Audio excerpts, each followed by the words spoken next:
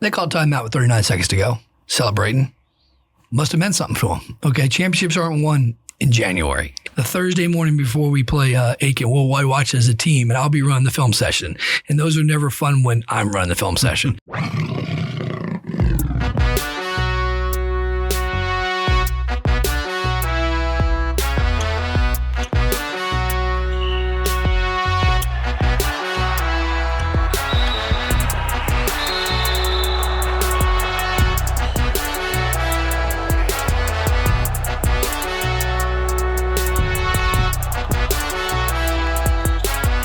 Hello, everybody. This is Justin Gray, sports editor for the Bell Ringer and communication major at Augusta University, with another edition of the Dip Meter Show from Bell Ringer Phoenix Media.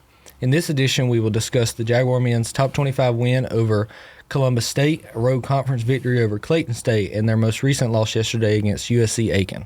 Our panel includes AU men's basketball coach Dip Meters and chair of the communication department, Dr. David Bulla.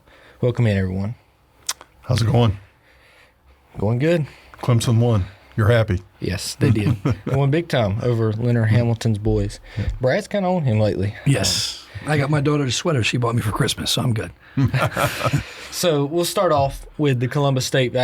We didn't get to do it last Friday, so it's kind of been a while, but defeated number 19 Columbus State, and they stayed in top 25 after the loss. In a game where it kind of felt like it didn't ever feel like we were going to win it, and then you looked up and we won at the end. What was your kind of analysis of that win and how big it was for you guys to pick that one up? Yeah, kind of outplayed us for 35 minutes and played really well down the stretch. We took the lead, and they switched defenses a lot. It's an understatement, and play a different style than most teams play. So it was good to have our guys adjust to it and to get a win, secure home court, and against a team that's going to win a lot of games. You know, who's going to win this league, nobody knows, but it was a good win to get that one, and they had a good record for a reason, and I was pleased to see us come out with a win. They look very similar to me to like USC Aiken last year. They shoot it really well with their guards, lots of three-pointers, and a lot of them fell in the first half. Second half, they kind of cooled off. What was your game plan going? Was it just, let them take those shots and hopefully they'll miss? Or? Yeah, they have two guys that are really, really good players, and Wisdom Uba has been hurt. He had a bunch against us. Adderton was going to take tough shots. He's very similar to Meach, the way he plays. Number 23 is different. He's a pick-and-pop shooting post that takes more threes than he does inside shots, even though he's built great. Had two great blocks against us. Wisdom kind of not surprises because he played really well against us last year, but he was coming off an injury the game before he hit 7 threes. I'm like, okay, he's 100% back after the break. So, no, against them, you have to deal with three-point shooting. We had to kind of get to the corners against their defense to open up some penetration angles for John. And like I said, it's a very good win. They're uncharacteristic. They don't foul a lot. In that game, we got to the free throw line early, which is good because we were driving the ball against the zone. So great win. And like I said, anytime you win a game, especially against a top team, you're happy. And at the end of that one, you had Louis Nonfon, who made a converted a huge and one. Then John, of course, drove it to the basket like he always does to take the lead. And then Meach was able to come up with a steal on the other end. Against Adderton. Against Adderton, their best player. And Meach said after the game to me, he said he had seen that move on film. Yeah, I use it as a reference. So yes. What can you say about the preparation, especially for him? We know him. He's a practice guy. He's a preparation guy.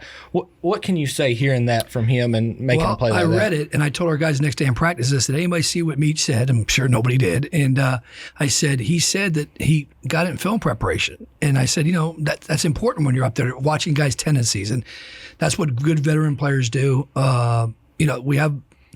We have some veterans. The younger guys got to learn it. Lewis, since he came back from Germany, has come back with a little more fire and intensity. And we need his physicality. As you get into peach belt play, this thing becomes physical, as referenced last night. And you cannot, a good friend of mine said, if you hit him first, you'll hurt less. Like, don't back off the contact. But no, I was very pleased to get that win and see the preparation going to help us get a victory. Let me ask a coaching question. 9-2 run to finish the game. The only basket they made, I believe Evan double-teamed whoever Max was guarding and never recovered, and so it was a wide-open shot. Yeah. I would assume in the last 2 minutes you don't want that double team. No, I tell you exactly what happened. Okay, we were down, and I said, hey, the next time we get a bucket, we're going to trap the first pass. Okay. off a free throw, because I thought we were getting the free throw line much.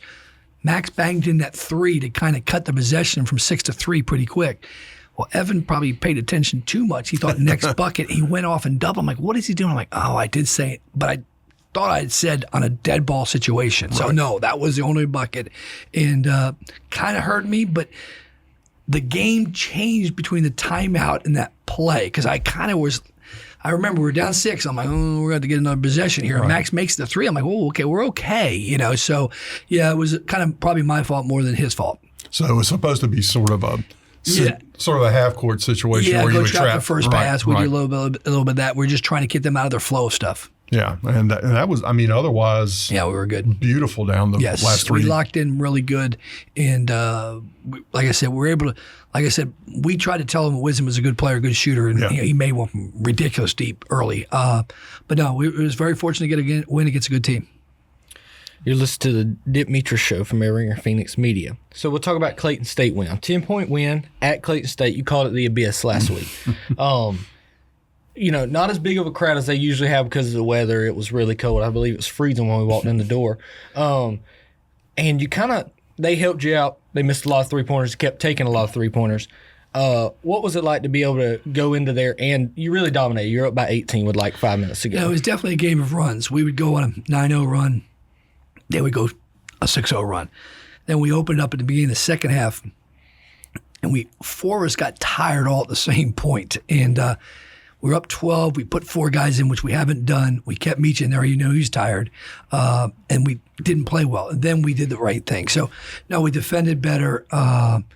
They're same thing going in there. You don't know. I've had really, really good teams going there. Next thing you know, it's 60-60 with 4 minutes to go.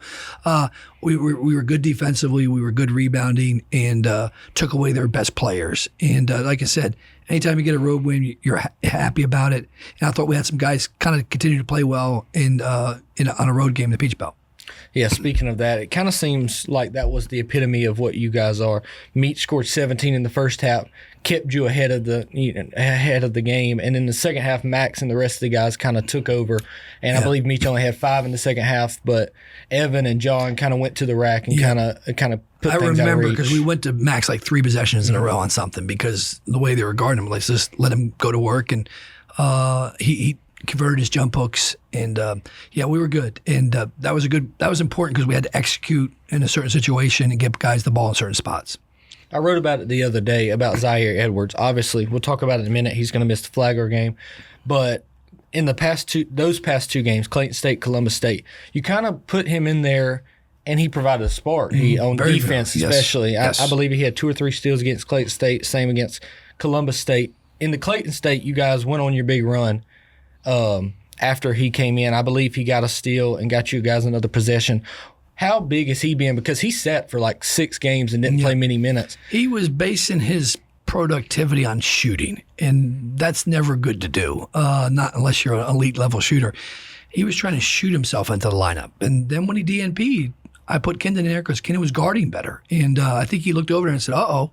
So since he came back from Christmas, I could tell there was a conversation with his high school coach and his parents, and almost like, hey, man, like, you haven't played. There's a reason why you're not playing. Change your ways. And definitely provided a spark in both games, really guarded the ball, turned them over, and it was nice to see because some guys kind of look around, and he had that point.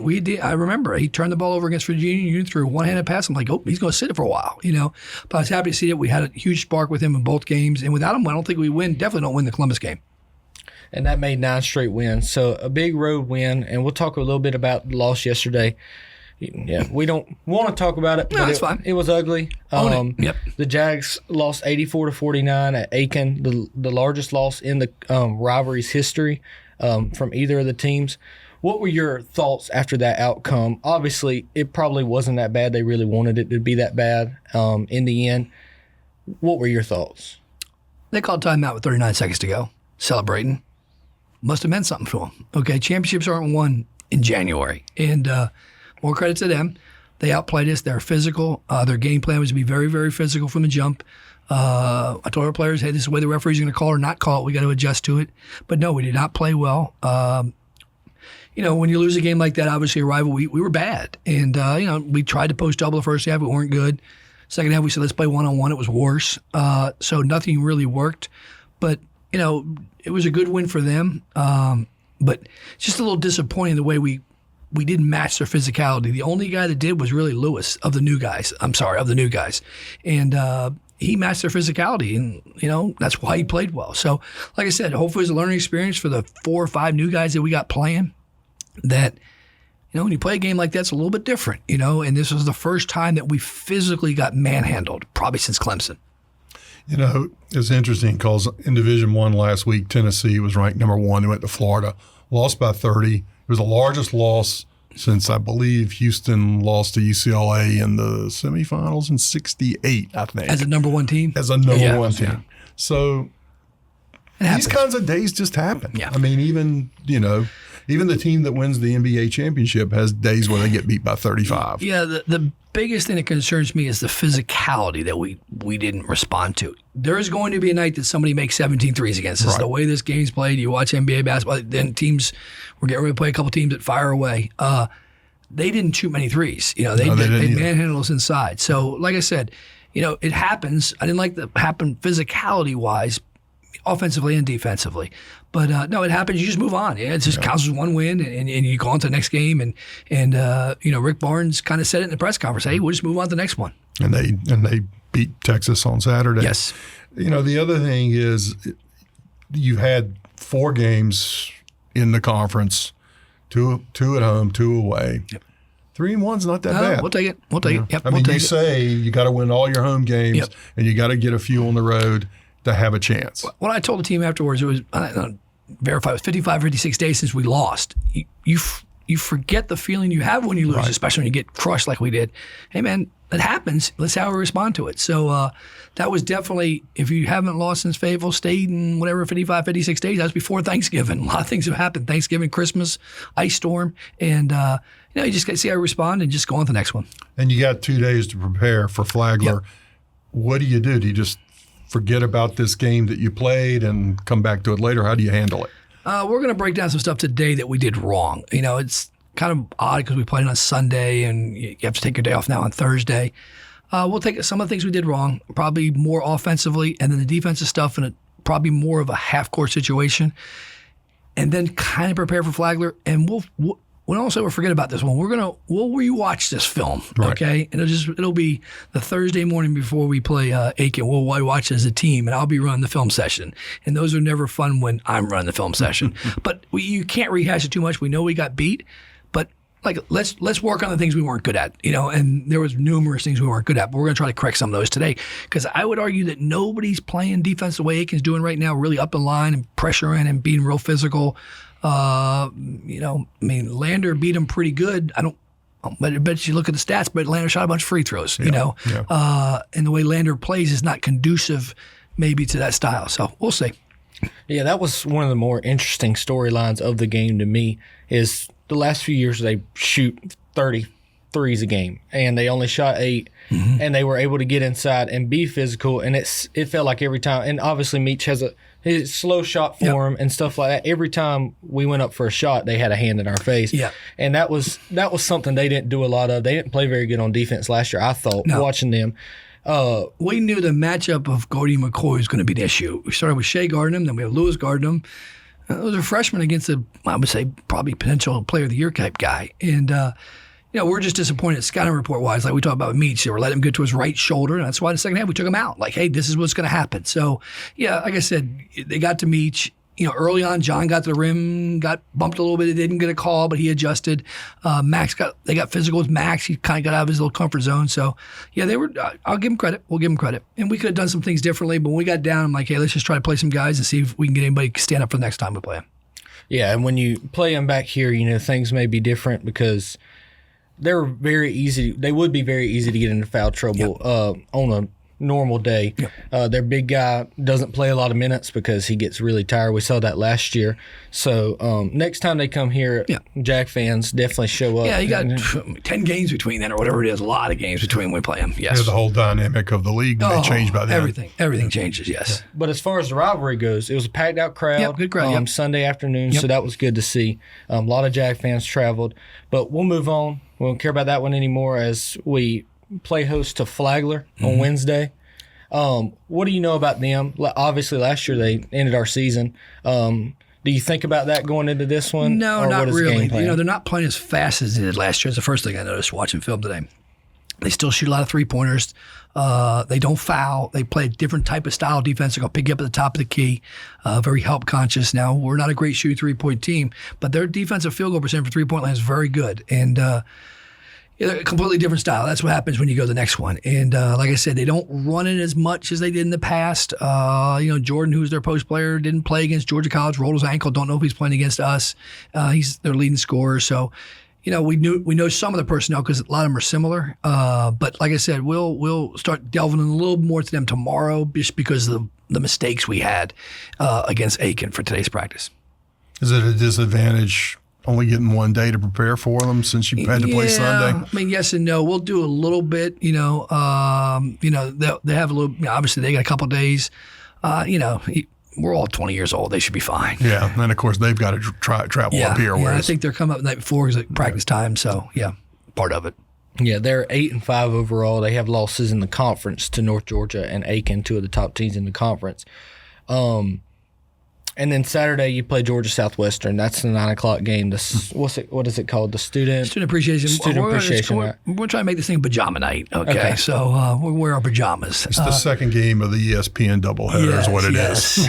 As a Clemson fan, they did it a few years ago. They played at 9:00 at night on TV. I do remember that. They played 9:00 against Kentucky in December as well, and I believe they play at 9:00 tomorrow night against Georgia Tech. So they play a lot of those. Yeah, interesting. I had a faculty member today email and say, "Hey, I want to come to the game. I'm like, it never came to a game, maybe because it's playing 9:00 at night. So you always try something. Georgia Southwestern refuses to play their games, before 7:30. So let's go ahead and give them a little payback. And I wanted to play at midnight, but they wouldn't let me. So I'll take it at 9:00, which will be a 9:30 start, I'm sure.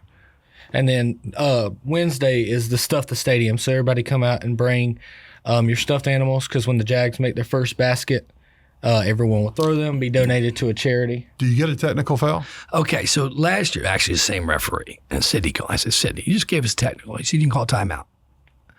So I'll tell him tomorrow. When we make the first basket, we'll burn our media timeout, first timeout. So, yeah, Sidney. That's the only way you can avoid getting the tee? Yes, if you get a technical, if you call timeout, if you tell him, hey, I'm going to call timeout at time, which I thought I did to him, but he's Mr. Technical. So all the other ones, we didn't get a technical. Why'd you give us a technical? You didn't burn time. I said, you don't think we're going to burn one? Well, you didn't call them. All right, Sidney, I got you. So he actually, ironically, is calling the game. So I'll tell him when I see him. How long does it take to get all these critters off the floor? It's a task. This is the fourth year of doing it. The first year we had a plan, it didn't work. But our SAC gets behind it, and I think we had 2,100 last year. Hopefully we have 2,300. Did a little spot for TV the day before this. It's kind of a cool event. It really, same thing, kind of like education game. People copy it, but we seem to get a lot. Coastal Carolina men's basketball did it, and they had 156 teddy bears. You're like, what? So we'll hopefully have 2,000. And like I said, it's just a different kind of cool thing to do. It's better than throwing toilet paper on the floor. Yes. I'll tell you that. Remember that era? Yeah. Yes. Tennessee Tech used to it, yes. Or anything Duke does. And I saw some other place this year where they got everybody all choreographed, like 3,000 students. Yes. It's amazing. I don't know, where was that? Kansas State or somewhere? There's also a Christian college that does a silent night, and they don't, I believe they're like quiet till the first basket. First 10 points. Yeah. First 10 points. So many, many years ago we did that, okay? It was eerie. And we did that during COVID. Well, yeah. So I'll never forget it because I think it might have been Aiken. Well, we're down like 6-0. I'm like, all right, I don't like this thing. So we didn't do that one again. So that was the silent night, they call it. Yep. And backtrack a little bit, talking about Flagler. We'll be without Zaire Edwards as he was thrown out of the Aiken game. Aiken went to put a stamp on it. He was going to slam it down. Zaire came across and swiped his legs. Yeah. It was definitely a flagrant, but them throwing him out and have to miss another game. And like you said, the referee told you that. No idea the rule. I mean, he knows the rule. And I said, does this warrant him sitting a game? He said, well, just appeal it. Well, there is no appeal. It's, yeah. And that's kind of what we dealt with Max earlier. Yeah, I would argue Max was even less than this, to be honest with you. Yeah, definitely. You have an airborne player. And Zai he's just sprinting back. He's going full speed. He's a fast guy. He was trying to get in front of him. The guy burst and he kind of, he didn't shove him. He put his hands on him by accident. It wasn't, We have to review this. This is a rule that was put in place that, I'll be honest with you, I don't like it. Matter of fact, I heard Brad, I was watching the Louisville game. Yep, that's what I was fitting to bring up. I looked at the referee and goes, hey, you're legislating something like he went to go block a dunk and he blocked it and he happened to hit him in the head. And it was only a flagrant one. I don't know. I mean, I don't know. And it's funny because the same guy, Chase Hunter, that got the flagrant called, he did it again on Saturday against Florida State, and the block counted. They didn't blow it. So yeah, I mean, it's just as kind you of hit the head, and he didn't hit it that hard, And I guess we got all these video things nowadays, and you only can go to the video with under 2 minutes on calls, but on something like that, you can go to it. So I just don't agree with the rule. I mean, what's the idea? It used to just be 2 shots in the ball, throw a kid out. No, it's I don't know. That's the world we're in, I guess. But I can tell you this. Clemson has a guy get F2, gets ejected. He's not sitting next game. Right. If you're in the Sun Belt and you get thrown out, you're not sitting the game. I don't know what we're trying to please a lot of people. But that not having Zaire does have an effect on especially defense on the perimeter. Well, yes, 100%. He's doing a good job, and he was in the gym this morning. Matter of fact, first guy I saw, so he'll respond. He just can't. Same thing. You get the memo from the conference office that says he cannot participate in warm-ups.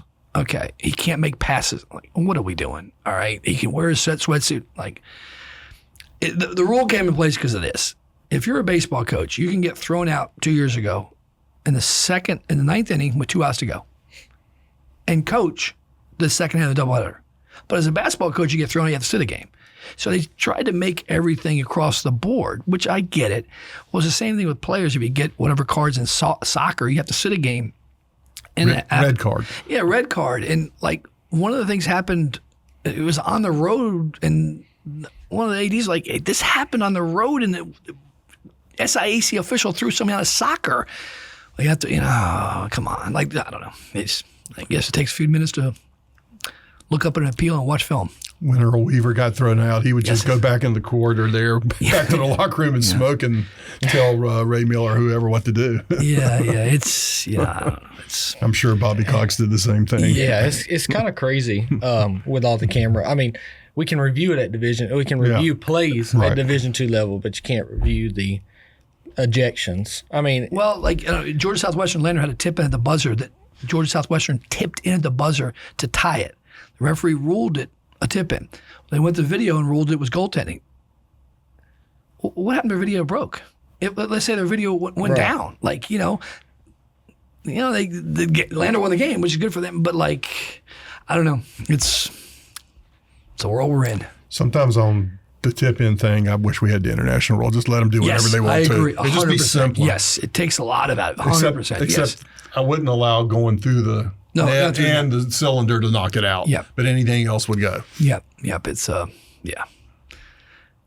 who knows? One of those rules that we adjust. Well, we look forward to the Jags getting back on track this week. Thank everyone for listening today. We will be back next week with another episode. The Dip Meecher Show is a production of Bell Ringer Phoenix Media. Jasmine Garcia is the TVC Lab coordinator. She's also the producer today. Dr. David Bulla is the coordinating producer. We are coming to you from the TVC Lab and University Hall on Summerville Campus of Augusta University. You can find us at aubellringer.com, on Spotify, and on social media. Please send your comments to bellringerproduction@gmail.com. Have a great day and listen again soon. This is Justin Gray saying so long. Back at you next week. We're out.